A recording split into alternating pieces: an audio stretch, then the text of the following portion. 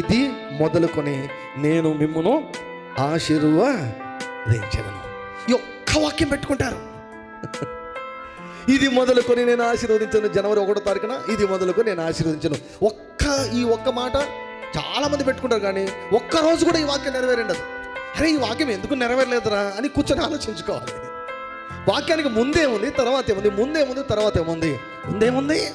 ఎప్పుడైతే మందిరమును గురించి వారు ఆలోచించారో, మందిరపు పునాది వేయడం మొదలు పెట్టారో, డేట్తో సహా దేవుడు గుర్తు పెట్టుకొని, ఇంతవరకు మీరు దీవెన చూడలేదు కదా, ఇది మొదలుకొని మీరు చూస్తారు. ఎందుకంటే మీరు నా మందిరం గురించి మీరు ఆలోచించారు గనక, నా మందిర అక్కరను మీరు తీర్చారు గనక, నా మందిరానికి మీరు పునాది వేశారు గనక, నా మందిరం గురించి మీరు ఆలోచించారు గనక, నా మందిరాన్ని మీరు ప్రేమించారు గనక, నా మాటకు లోబడి మీరు సరి చేసుకున్నారు గనక, ఫ్రమ్ నౌ ఆన్ వర్డ్స్ ఇది మొదలుకొని అన్నాడు. అంతే.